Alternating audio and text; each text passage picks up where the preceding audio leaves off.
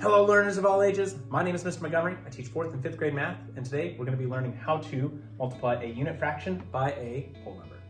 Now, in our last lesson we talked about how we can look at this as two groups of 1/3, and we used addition to solve a multiplication problem, because essentially addition, repeated addition more specifically, is what multiplication is.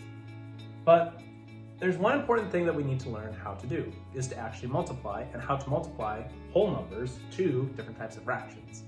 Now, when it comes to a whole number, there is a way to change a whole number to look like or act as a fraction. So, say that I have 2 times 1/3. Well, I have to change that whole number to a fraction, and the way I do that is to put that 2 in the numerator spot and put 1 underneath. Or, as I would say in class, put it over 1. Now you might be wondering, well, doesn't that change the value of 2? Well, let's double check using our division rule.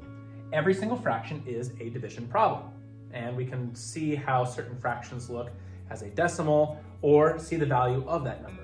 So I take 2 divided by 1. Off to the side, I have 2 divided by 1. 1 can go into 2 how many times? 2. Okay. 1 times 2 is 2. I subtract, I have nothing left. If I do a mixed fraction, it would be 2 and 0 ones. Well, if I don't have any value in the numerator spot of 0 ones, I don't have to have that 0, 1 in my problem. The value is still 2. So I can have 2 written as 2 over 1, and it would still have the same value as 2 as a whole number. So now I have a numerator for both of them and a denominator for both of them, and when you multiply fractions, you multiply straight across. So now I take 2 times 1 in the numerator spot. Well, 2 times 1 is 2. And now I take 1 times 3 in the denominator spot. Well, 1 times 3 is 3. I have 2/3 as my answer. If I want to double check with addition, my original problem was 2 times 1/3. We can add 2 groups of 1/3. Well, that's 1/3 plus 1/3.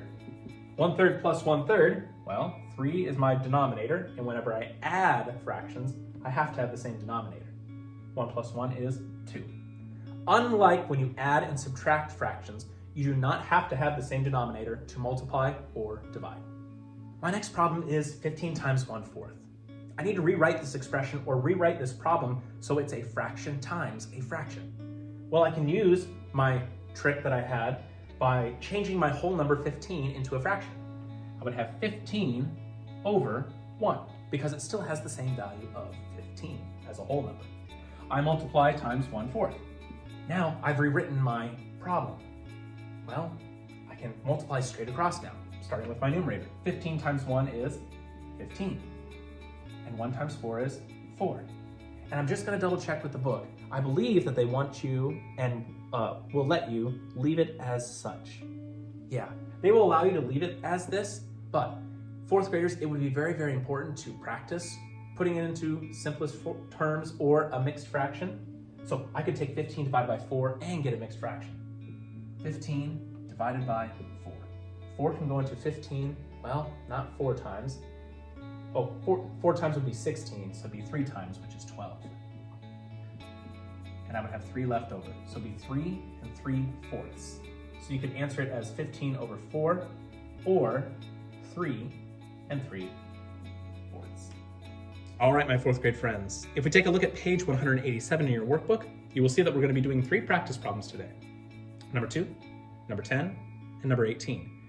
For number 2, the directions say rewrite the expression with the whole number as a fraction. So instead of 7 times 1/8, we're going to change 7 to a fraction. Remember, with any whole number, we can put it over 1. For 10 and 18, they want you to actually solve the answer to 9 times 1/8 and 31 times 1/10. If you have any questions about multiplying a unit fraction and a whole number, let me know when you come to class tomorrow.